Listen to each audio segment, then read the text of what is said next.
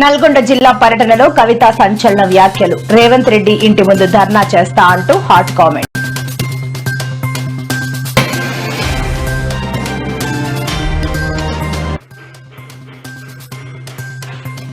నేడు ఏపీ రాష్ట్ర వ్యాప్తంగా అన్ని జిల్లాల్లో పెద్ద ఎత్తున ర్యాలీలు చేపట్టిన వైఎస్సార్సీపీ పార్టీ మెడికల్ కాలేజీలను ప్రైవేటీకరణ రద్దు చేయాలని డిమాండ్. స్టార్టప్లకు సాయం చేసేందుకు తెలంగాణ ప్రభుత్వం సిద్దం, అందరినీ ఆహ్వానిస్తున్న మంత్రి శ్రీధర్ బాబు.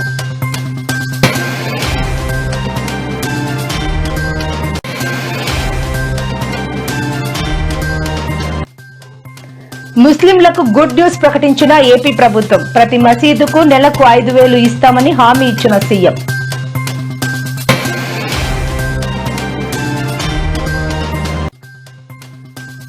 కవిత ఫ్లెక్సీలు, హోర్డింగుల తొలగింపు తీవ్ర ఆగ్రహం వ్యక్తం చేసిన జాగృతి నేతలు.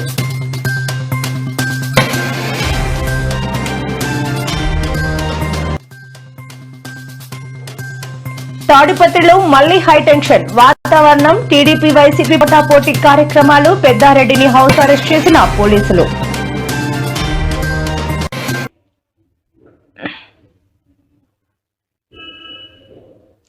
పాలమూరు రంగారెడ్డి ఎత్తిపోతల పథకంలో భాగంగా నిర్మిస్తున్న కిష్టారాంపల్లి నక్కలగండి ప్రాజెక్టుల భూ నిర్వాసితుల గోడు ప్రభుత్వానికి పట్టడం లేదని, ఈ భూ నిర్వాసితులను పట్టించుకోకపోతే సీఎం రేవంత్ రెడ్డి ఇంటి ముందు ధర్నా చేస్తామని తెలంగాణ జాగృతి అధ్యక్షురాలు కల్వకుంట్ల కవిత హెచ్చరించారు.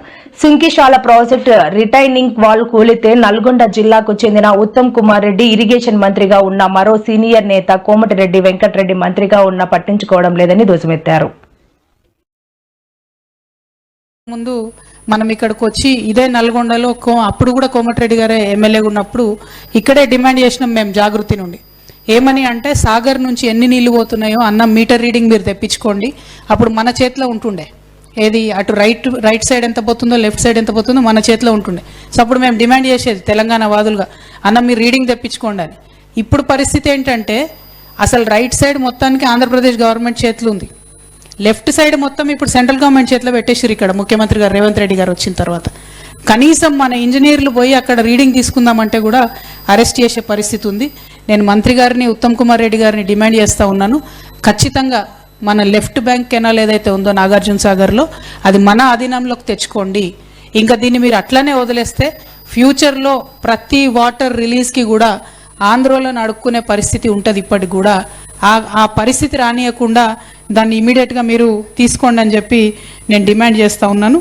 అదేవిధంగా ఎస్ఎల్బిసి టన్నల్ అది ఎప్పుడు పూర్తవుతుంది, ఎప్పుడు పర్యావరణ అనుమతి వస్తుంది, మరి దాని కింద అది వస్తేనే దాని మీద ఆధారపడి ఉన్న నక్కలగండి అట్లనే పెన్లిపాకాల వీటన్నిటిలో సఫర్ అవుతున్న వాళ్ళ పరిస్థితి ఏంది, ఉత్తమ్ కుమార్ రెడ్డి గారు ఒక్కసారి విజిట్ చేయవలసిందే కోరుతా ఉన్నా.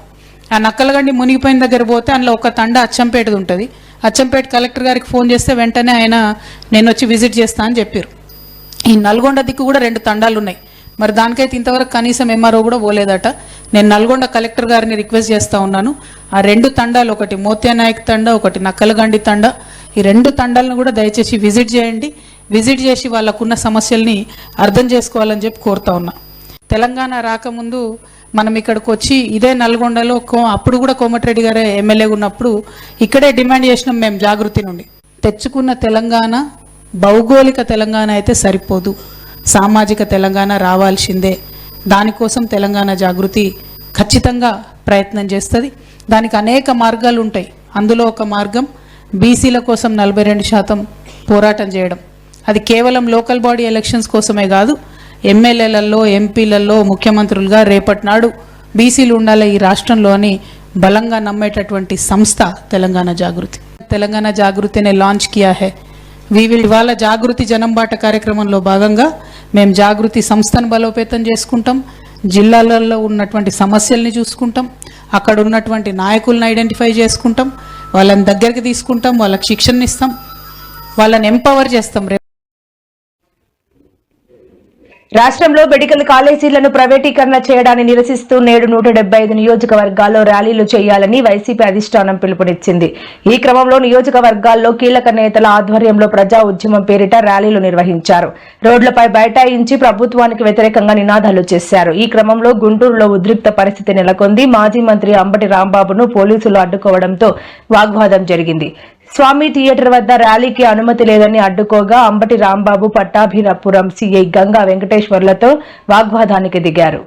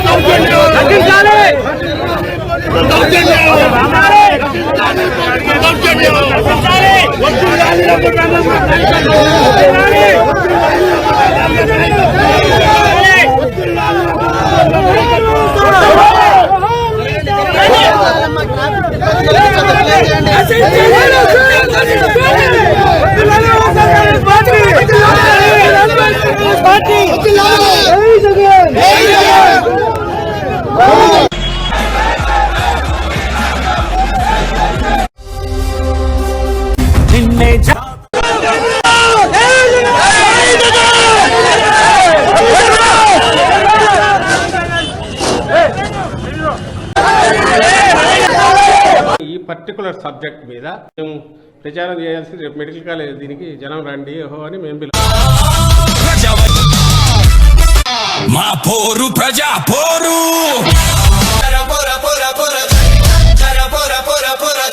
మా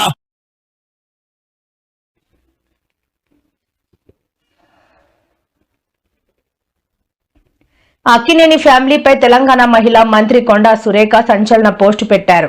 గతంలో సమంత ఇష్యూను తీసుకువచ్చి నాగార్జున ఫ్యామిలీపై హాట్ కామెంట్స్ చేసిన కొండా సురేఖ నిన్న అర్ధరాత్రి మరో ట్వీట్ చేసి అందరికీ షాక్ ఇచ్చారు. గతంలో నాగార్జున ఆయన ఫ్యామిలీపై తాను చేసిన వ్యాఖ్యల పట్ల పశ్చాత్తాపం వ్యక్తం చేస్తున్నట్లు ఈ సందర్భంగా పేర్కొన్నారు కొండా సురేఖ. నాగార్జున ఫ్యామిలీని కించపరచాలన్న ఉద్దేశం తనకు ఎక్కడా లేదని క్లారిటీ ఇచ్చే ప్రయత్నం చేశారు. తన వ్యాఖ్యలతో వారు బాధపడి ఉంటే అందుకు చింతిస్తున్నట్లు ట్వీట్లో పేర్కొన్నారు. గతంలో తాను చేసిన వ్యాఖ్యలను వెనక్కి తీసుకుంటున్నానని కొండా సురేఖ ఈ సందర్భంగా వెల్లడించారు. చైతన్య డైవర్స్ 100% కేటీఆర్ చేయబట్టే అయింది. ఎందుకంటే కన్వెన్షన్ హాల్ని కూలగొట్టొద్దు అని అంటే సమంతను నా దగ్గరికి పంపాలి అని చెప్పి ఆయన డిమాండ్ చేశాడు. సమంత గారిని వెళ్ళమని చెప్పి నాగార్జున వాళ్ళు ఫోర్స్ చేశారు. సమంత నేను వెళ్ళను అనింది. నా దగ్గరికి పంపాలి అని చెప్పి ఆయన డిమాండ్ చేశాడు. కేటీఆర్ చేయబట్టే అయింది. ఎందుకంటే కన్వెన్షన్ హాల్ని కూలగొట్టొద్దు అని అంటే సమంతను నా దగ్గరికి పంపాలి అని చెప్పి ఆయన డిమాండ్ చేశాడు. సమంత గారిని వెళ్ళమని చెప్పి నాగార్జున వాళ్ళు ఫోర్స్ చేశారు. సమంత నేను వెళ్ళను అనింది. వెళ్ళను అంటే వాళ్ళు చెప్తే వింటే విను, లేకపోతే వెళ్ళిపోండి, డైవర్స్ ఇచ్చారు.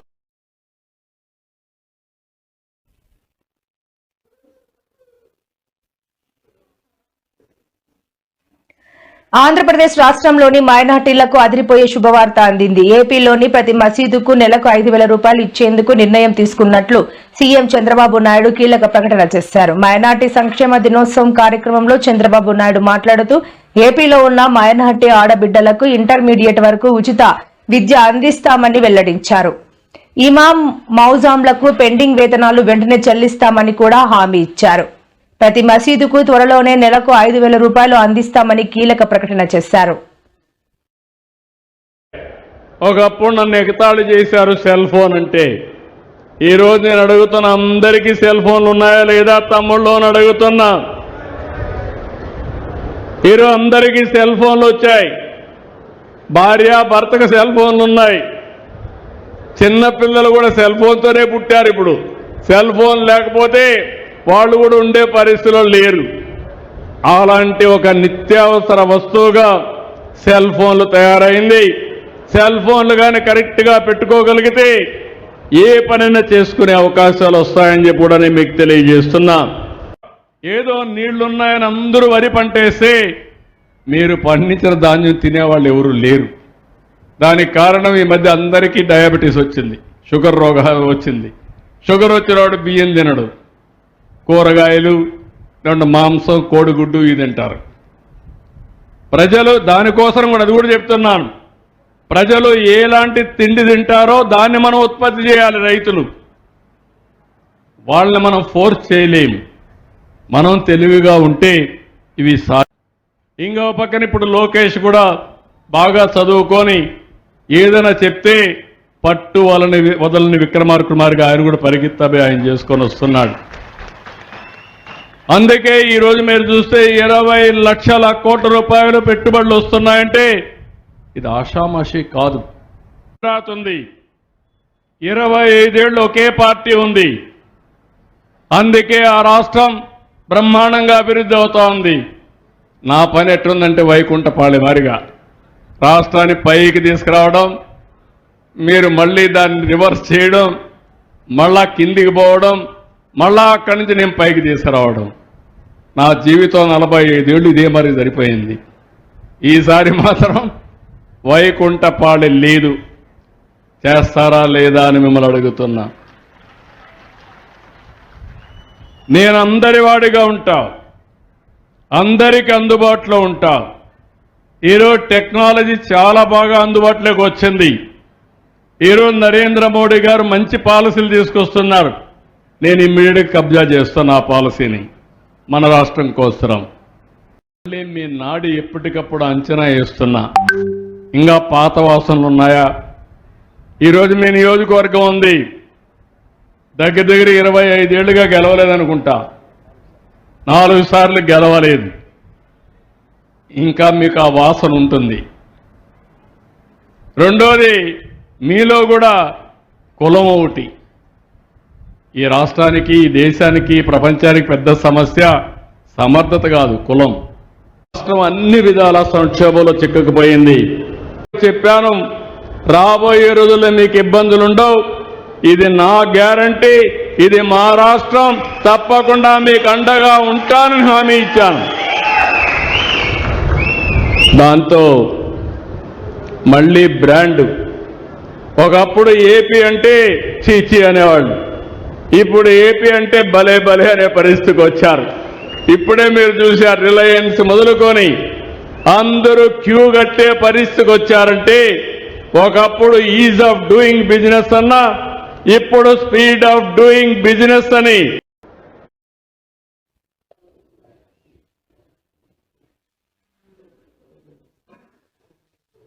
అనంతపురం జిల్లా తాడిపత్రిలో మరోసారి రాజకీయ వాతావరణం వేడెక్కింది. టీడీపీ, వైసీపీ వర్గాల పోటాపోటీగా కార్యక్రమాలు చేపట్టడంతో ఉద్రిక్త పరిస్థితులు నెలకొన్నాయి.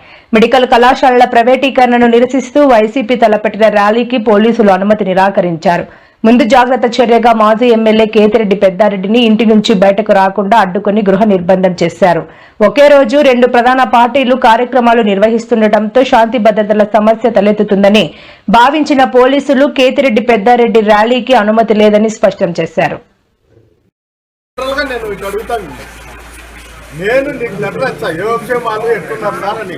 నేను బాగుండా అని చెప్తే నువ్వు నాకు జవాబు ఇచ్చినట్లే కదా అది లెక్క. నువ్వు దీంట్లో ఏముందో చెప్పు, నాకు చదువు రాదు, నువ్వే చదువు అర్థం లేదు, ఏం లేదు. మీరు రాయించేది అదే రాసి వైట్ పేపర్ వైట్ పేపర్ రాసి నువ్వు పోయేకి లేదు, ఎక్కడే కానీ కాన్ఫరెన్స్ లో తిరిగేకి లేదు. ఇది మా ఆర్డరు, మా ఎమ్మెల్యే ప్రకారం మేము నడుచుకుంటా అన్నాము. మీరు ఎక్కడ తిరిగినా కూడా మేము చెత్త చూస్తామని రాసింది. వాళ్ళు కొడతా అంటే కొట్టించుకుంటానండి, తిట్టించుకుంటానండి, మేము కేసులు ఇష్టం ఉంటే తీసుకుంటాం, లేకపోతే లేదా రాసి. నేనే వద్దని లేదా, ఏదన్నా మీరు పేపర్ నేను పేపర్ ఇస్తాను కదా, పేపర్ నేను మిమ్మల్ని ఏమో నాకైతే మీరు ఎట్టి పరిస్థితుల్లో నేను ఆఫీసర్లుగానే ట్రీట్ చేస్తాను. వాళ్ళు ఎట్లా చేస్తారో నాకు తెలుసు, మిమ్మల్ని అది మీ మనసాక్షికి తెలిసినారు. వాళ్ళు ఎట్లా ట్రీట్ చేస్తారు, ఏం చేస్తారు, 10 దాగులు వాడు ఎట్లా పెడతారు. దీంట్లో లేదు. ఎవరన్నా కానీ జనరల్గా నేను ఇటు అడుగుతాను, నేను నీకు లెటర్ ఇస్తా యోగక్షేమాలు ఎట్టున్నారు సారని, నేను బాగుండా అని చెప్తే నువ్వు నాకు జవాబు ఇచ్చినట్లే కదా అని లెక్క. నువ్వు దీంట్లో ఏముందో చెప్పు, నాకు చదువు రాదు, నువ్వే చదువు.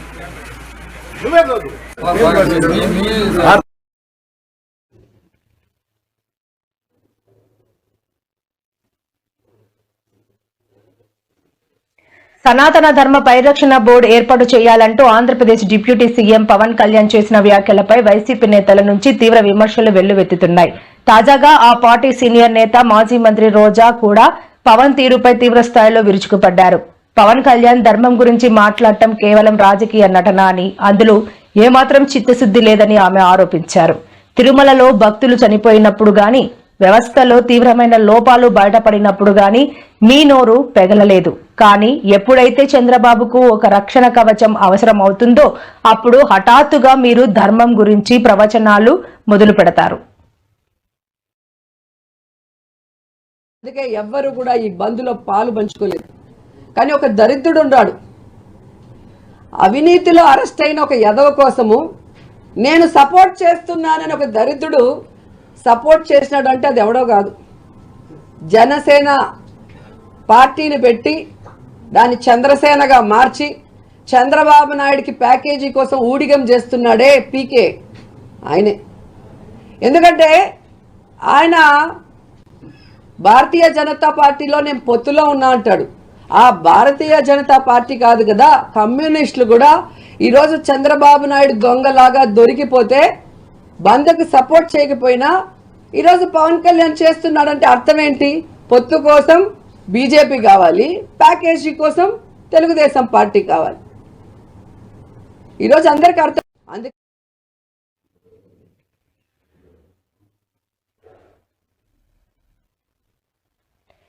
యువత సరికొత్త ఆలోచనతో ముందుకు రావాలని మంత్రి శ్రీధర్ బాబు పిలుపునిచ్చారు. రాయదుర్గం టీ హబ్ లో నిర్వహించిన ఔత్సాహిక పారిశ్రామికవేత్తల సదస్సులో ఆయన పాల్గొని మాట్లాడారు. సాహసాలు చేసినప్పుడే విజయం దక్కుతుందని పేర్కొన్నారు. ఉన్నత స్థానానికి చేరుకోవాలనే లక్ష్యం పెట్టుకుని ఆ దిశగా కష్టపడాలన్నారు. చిన్న మధ్య తరహా పరిశ్రమలను ప్రోత్సహించేందుకు కొత్త విధానం తెచ్చినట్లు వివరించారు. అంకుర పరిశ్రమలు 100 కోట్ల టర్నోవర్ కు చేరుకోవాలి. స్టార్టప్లకు సాయం చేసేందుకు మా ప్రభుత్వం సిద్ధంగా ఉంది. ఇతర దేశాల్లోని అవకాశాల కోసం చూడవద్దు. ఇతర దేశాలు మనపై ఆధారపడే స్థితిగా మనం ఎదగాలి అని శ్రీధర్ బాబు అన్నారు. దృక్పథంతో పోవాలి. పెట్టుబడులు ఇవాళ వచ్చినాయి, ఎంఓయూకే సంబంధమైందని నిన్న ముఖ్యమంత్రి గారు చెప్పారు. నిశ్చయమైంది పెళ్లి, ఎంతమంది పిల్లలు పుడతారని అడిగితే ఏమైనా లాభం ఉంటుందా? తెలంగాణ జాగృతి అధ్యక్షురాలు ఎమ్మెల్సీ కల్వకుంట్ల కవిత నల్గొండ పర్యటన రాజకీయంగా వేడి పుట్టించింది. ఆమె పర్యటన సందర్భంగా ఏర్పాటు చేసిన ఫ్లెక్సీలు, హోర్డింగులను మున్సిపల్ అధికారులు రాత్రికి రాత్రి తొలగించడం వివాదాస్పదంగా మారింది. ఈ ఘటనపై జాగృతి నాయకురాలు, కార్యకర్తలు తీవ్ర ఆగ్రహం వ్యక్తం చేస్తున్నారు. ఈ విషయం తెలుసుకున్న జాగృతి నాయకులు అధికారుల చర్యలపై మండిపడ్డారు. కవిత ప్రజలతో సమావేశం కావడాన్ని అడ్డుకునేందుకే ఉద్దేశపూర్వకంగా ఈ చర్యకు పాల్పడ్డారని వారు ఆరోపిస్తున్నారు. ఎలాంటి ముందస్తు సమాచారం లేకుండా ఫ్లెక్సీలను తొలగించడం రాజకీయ కక్ష సాధింపు చర్యనని విమర్శలు గుప్పిస్తున్నారు. వెంకటరెడ్డి అన్న పెద్ద మనిషి, అన్న నీకు నాకేం పంచాయతీ ఉందన్న? ఏందో మా పిల్లలు 2 బొమ్మలో 2 ఫ్లెక్సీలో పెట్టుకుంటే పొద్దుగల్లేసి అన్నీ తీసి పారేసిరట. ఎందుకు తీసి పారేసిరని అడుగుదామని పోతే పోలీసు వాళ్ళు అరెస్ట్ చేసిరట వాళ్ళని. అవసరమా అన్న? 2-3 చిన్న పిల్లలు, జాగృతి పిల్లలు ఏదో చేసుకుంటారు వాళ్ళ పని వాళ్ళు. జర మీ పోలీసు వాళ్ళకి చెప్పి మా పిల్లల్ని రిలీజ్ చేయమని నేను కోరుతా ఉన్నా. ఎందుకంటే నేను ప్రజా సమస్యలు మాట్లాడడానికి వస్తూ ఉన్నా తప్పితే ఏదో పాలిటిక్స్ చేయడానికి వస్తలేను. పాలిటిక్స్ చేసినప్పుడు నల్గొండలో డెఫినెట్గా మీకు పోటీదారులు గట్టోళ్ళని మంచిగా దింపుతాం. ఆ టైంలో పాలిటిక్స్ చేద్దాం. ఇప్పుడు మాత్రం దయచేసి అనవసరంగా మీరు జాగృతి కార్యకర్తలతో పెట్టుకోకండి. జాగృతి కార్యకర్తలతో పెట్టుకున్నోడు ఎప్పుడు కూడా బాగుపడలే. కాబట్టి దయచేసి పెట్టుకోవద్దని చెప్పి కోమటిరెడ్డి వెంకటరెడ్డి గారికి చెప్తూ మా యువ కార్యకర్తలందరిని అరెస్ట్ చేసిరు. వాళ్ళని రిలీజ్ చేయవలసిందిగా నేను డిమాండ్ చేస్తూ ఉన్నా.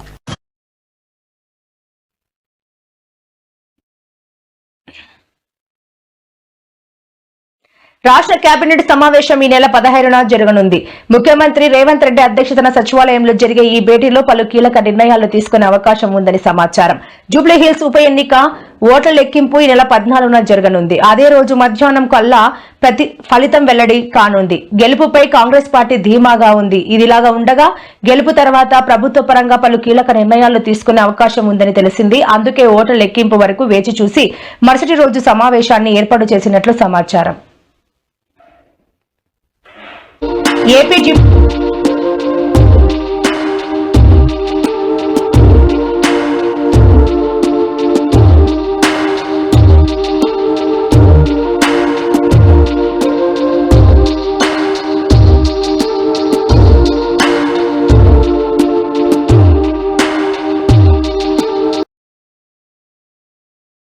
డిప్యూటీ సీఎం జనసేన అధినేత పవన్ కళ్యాణ్ తన చిత్తూరు పర్యటనలో గాయపడిన మహిళ పట్ల మానవతా దృక్పథంతో స్పందించారు.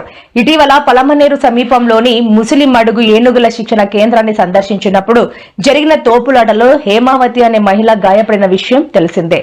పవన్ కళ్యాణ్ తనను గుర్తుపెట్టుకుని కానుక పంపడంపై హేమావతి సంతోషం వ్యక్తం చేశారు. పవన్ కళ్యాణ్ సార్ కు నమస్కారం. తోపులాటలో ఆయన చిన్న గాయాన్ని గుర్తుపెట్టుకుని పరామర్శించినందుకు ధన్యవాదాలు. నాలాంటి సామాన్యురాలిని గుర్తుంచుకొని బహుమతి పంపినందుకు మీకు ఎప్పటికీ రుణపడి ఉంటాం.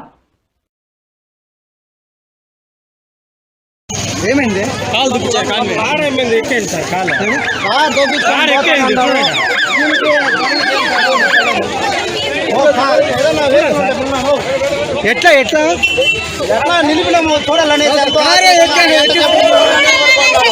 కనీసం కారు కూడా నిలుపుకున్నా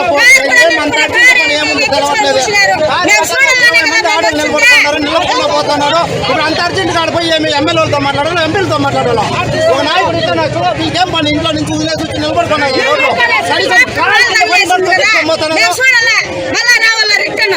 పవన్ కళ్యాణ్ గారి కారు దుఃఖించుకొని పోయింది. పవన్ కళ్యాణ్ గారి కారే ఆయన ఉండే కారు ఆయన కారే సైడ్ ఎంత ఇంకిపోయింది. ఆయన పక్కన ఉండే సెక్యూరిటీ గార్డ్స్ అంతా కూడా తొక్కతాను. నేను కూడా ఉన్నాను కింద, మా ఆడవాళ్ళంతా ఉన్నారు అక్కడే. అయినా కానీ తొక్కించుకొని పోతానే ఉన్నారు.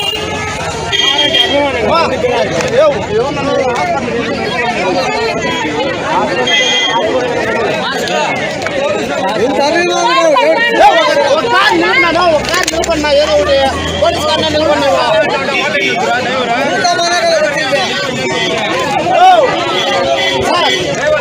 పోలీస్ కారు నిలబడినబా ఏం బా పోలీస్